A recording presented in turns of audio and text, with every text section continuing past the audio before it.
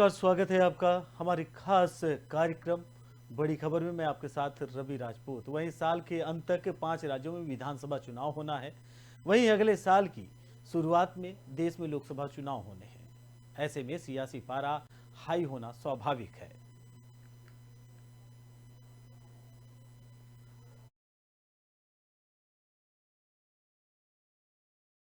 विपक्षी दलों में एकजुटता की कोशिश तेज हो गई है।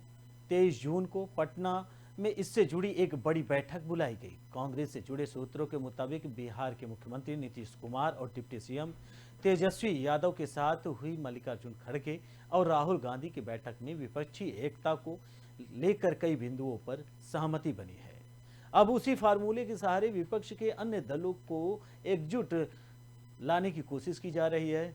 इस फॉर्मूले पर अंतिम मोहर तब लगेगी जब एक साथ सारे विपक्षी दलों के नेता बैठक करेंगे। इस फार्मूले में जो यह एक अहम बिंदु है।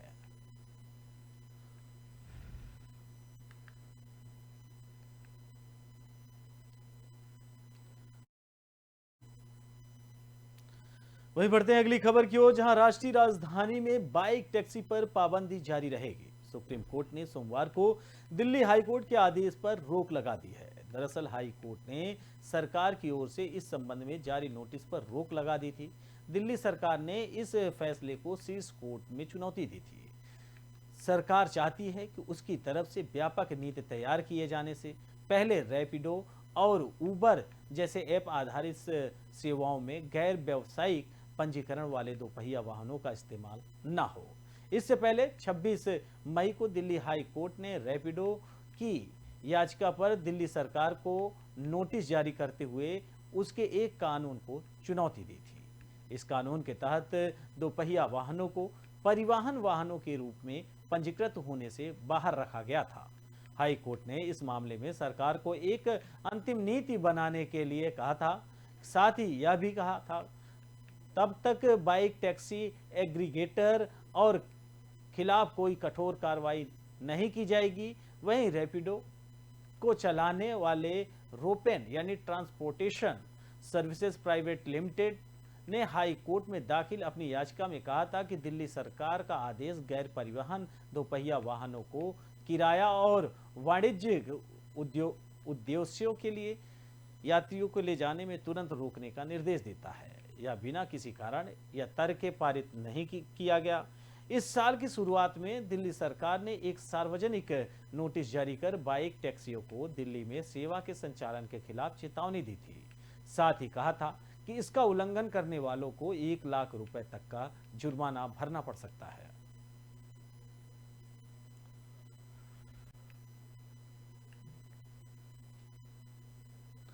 बढ़ते हैं अगली खबर की ओर, जहां हरिद्वार में अवैध तमंचे के साथ सोशल मीडिया पर वीडियो पोस्ट करना एक युवक को भारी पड़ गया। वीडियो वायरल होने के बाद पुलिस ने युवक के खिलाफ आर्म्स एक्ट में मुकदमा दर्ज कर उसे अरेस्ट कर लिया है। घटना हरिद्वार के सिडकुल थाना क्षेत्र की है, जहां यूपी के शामली के रहने वाले अरुण नाम के युवक ने अवैध तमंचे के साथ वीडियो बनाकर सोशल मीडिया पर पोस्ट की थी। आरोपी अरुण मौजूदा समय में सिडकुल थाना क्षेत्र में ही रह रहा था और पुलिस ने आरोपी के पास से अवैध देसी तमंचा और एक जिंदा कारतूस भी बरामद कर लिया है। वहीं पुलिस की ओर से जारी की गई एक वीडियो में युवक अपनी गलती पर माफी मांगता हुआ नजर आ रहा है।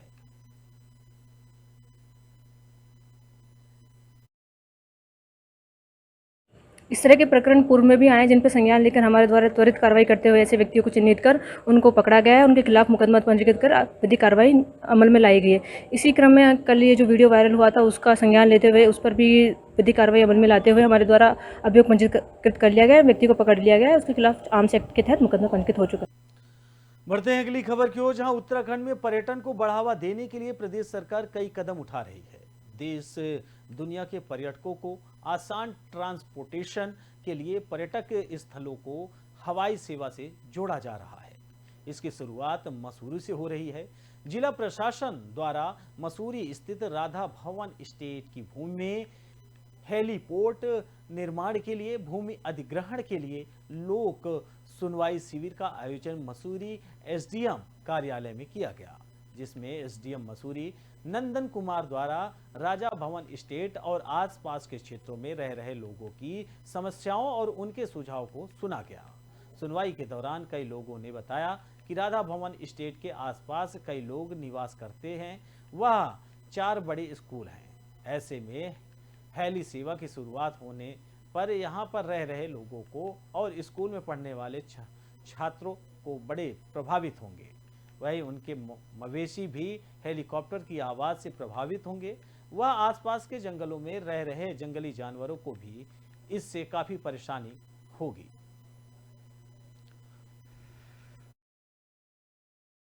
राधा भवन एस्टेट पे जो प्रस्तावित हेलीपोर्ट है उसी के उपलक्ष्य में जो है आज एक सोशल हियरिंग थी, जिसमें कि समस्त जो प्रभावित व्यक्ति या ग्रुप्स हैं उनको आमंत्रित किया गया था और तमाम लोग आए और उनकी आपत्तियां दर्ज की गई और सुझाव भी दर्ज किए गए। उसके आधार पर एक सोशल इम्पैक्ट हियरिंग की जो असेसमेंट की जो रिपोर्ट बनी जाएगी और आगे कार्रवाई के हेतु प्रेषित किया जाएगा। राधा भवन एस्टेट पे जो प्रस्तावित हेलीपोर्ट है उसी के वहीं पूर्वी चंपारण जिला के बनकटवा प्रखंड स्थित बनकटवा नगर चौक पर अचानक 10 दुकानों में भीषण आग लगने के कारण नगद सहित लाखों की दुकान के सामान जलकर राख हो गया। आग इतनी भयानक थी कि ग्रामीणों द्वारा काफी मशक्कत करने के बाद भी आग नहीं बुझाया जा सका। घटना के बाद इलाके में हड़कंप मच गया। आसपास के लोगों की भीड़ लग गई। घटना की सूचना मिलते ही जितना पुलिस मौके पर पहुंच गई, पुलिस ने अग्निशमन विभाग को सूचना दिया। इसके बाद दमकल की गाड़ी आई और आग पर काबू पाने में जुट गई। करीब आधे घंटे तक मशक्कत के बाद आग पर काबू पा लिया गया। वहीं पीड़ित दुकानदार ओम प्रकाश शाह ने बताया कि सब कुछ जलकर राख हो गया है।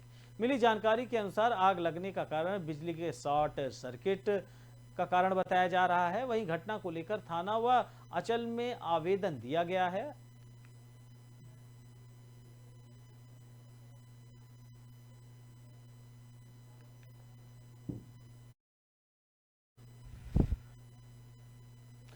बढ़ते हैं अगली खबर की ओर, जहां अपनी मांगों को लेकर हरियाणा के परिवहन मंत्री के घर प्रदर्शन करने जा रहे रोडवेज कर्मचारी रविवार को रास्ता भटक गए।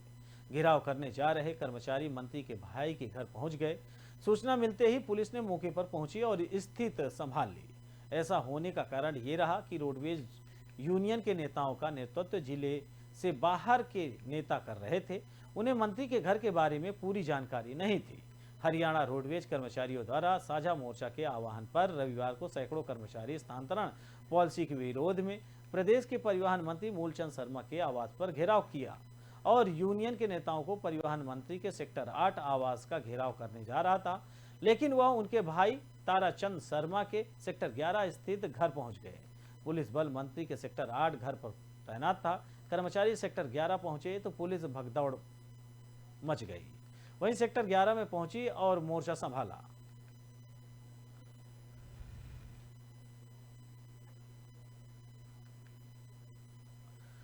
वहीं सुल्तानपुर में पुलिसिया उत्पीड़न से नाराज पत्रकारों ने आज प्रदर्शन किया। इस दौरान दर्जनों की संख्या में पत्रकार धरने पर बैठ गए और आरोपी कोतवाल के खिलाफ कार्रवाई की मांग करने लगे। वहीं पत्रकारों के धरने पर बैठते ही प्रशासन में हड़कंप मच गया। आनन फानन में आला अधिकारी मौके पर पहुंचे और समझाने बुझाने की कोशिश में जुट गए। दरअसल ये मामला है कादीपुर तहसील मुख्यालय का। यहां पर कादीपुर कोतवाली में रवि कुमार सिंह प्रभारी कोतवाल के रूप में तैनात हैं। आरोप है कि जब से रवि सिंह ने प्रभार संभाला तब से कार्यों में लापरवाही और उदासीनता के चलते पूरे इलाके में अपराध की भरमार हो चुकी है। शासन के दिशा निर्देशों के बाद भी पत्रकारों के मामले में रवि सिंह कोई रुचि नहीं लेते हैं। आए दिन क्षेत्र में चोरियों की घटनाएं हो रही हैं, अपराध बढ़ते जा रहे हैं, लेकिन कार्रवाई करने के बजाय वे मामला मैनेज करने में माहिर हैं। लिहाजा इन्हीं सब से नाराज आज दर्जनों की संख्या में पत्रकार क्षेत्राधिकारी कार्यालय पहुंचे और धरने पर बैठ गए।